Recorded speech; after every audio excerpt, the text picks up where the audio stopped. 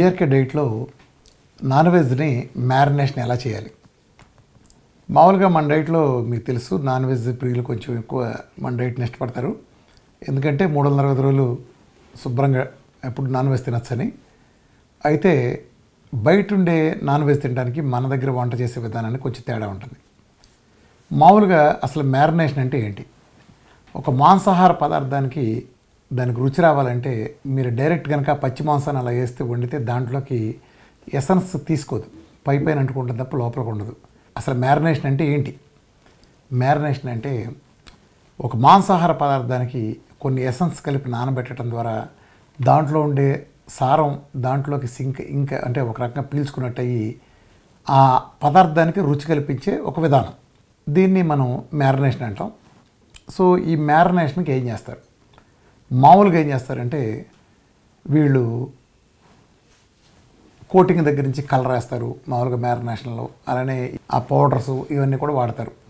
కొన్ని కెమికల్స్ లాంటివి ఇవన్నీ చాలా కలుపుతారు. కానీ మన దాంట్లో మ్యారినేషన్ చేసుకోవడానికి ఒక ప్రోటోకాల్ ఉంది. ఆ ప్రోటోకాల్ ఏంటంటే మీరు ఒక నాన్ వెజ్ ఏదో ఒకటి, మీరు అది చేపలు తీసుకున్నా లేకపోతే చికెన్ తీసుకున్నా, మాంసాహారం రుచిగా ఉండే మ్యారినేషన్ కోసం మీరు కలపాల్సిన ఇంగ్రీడియంట్స్ ఏంటంటే, 1 పసుపు, 2 సముద్రపు ఉప్పు, 3 ఒరిజినల్ కారం, పురుగు మందులు లేని ఒరిజినల్ కారం, అంటే మన మసాలా కారం కాకుండా డైరెక్ట్ అనుకునేది.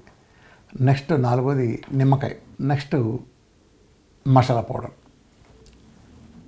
పసుపు, సముద్రపు ఉప్పు, కారం, మసాలా, నిమ్మకాయ, ఈ 5 మాత్రమే కలిపి మాంసాహారాన్ని శుభ్రంగా పట్టించి అదంతా కలిపిన తర్వాత మీరు డీప్ ఫ్రిడ్జ్లో లేదా మామూలు దీంట్లోనే కనీసం ఒక 2 గంటల కనుక ఉంచితే అప్పుడు దానికి సహజంగా రుచి అంతా దానికి వెళ్తుంది.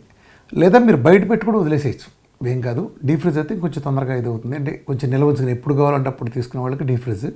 లేదా మీరు మామూలుగా పెట్టి వదిలేసిన దాన్ని చక్కగా మ్యారినేట్ అవుతుంది. అలా మ్యారినేట్ అయిన తర్వాత మీరు దాన్ని తీసుకుని మామూలుగా ఫ్రై చేసుకుంటాం కానీ, లేదా నెయ్యిలో కానీ కొబ్బరి నూనెలో కానీ, ఈ రోస్ట్ గానో లేకపోతే మీ ఇష్టం అలా చేసుకుని దీన్ని మ్యారినేషన్ వాడుకోండి. ఇందులో కలర్లు వేయకూడదు, అట్లనే ఏదైనా పిండి లాంటివి కలపకూడదు, మైదా లాంటివి కానీ లేదా కార్న్ ఫ్లేక్ లాంటివి కలపటం అలాంటివి చేయకూడదు. ఇంకా ఇతరత్ర కొంతమంది పెరుగు లాంటివి కలుపుతారు, అలాంటివి కూడా కలపద్దు.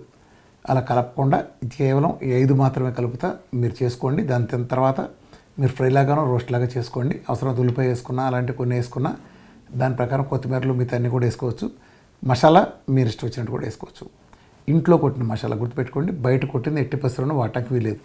కేవలం మీరు ఇంట్లో తయారు చేసుకునే మసాలానే తో జాగ్రత్తగా చేసుకుంటే సరిపోతుంది. ఇది మన డైట్లో మ్యారినేషన్ చేసుకునే విధానం.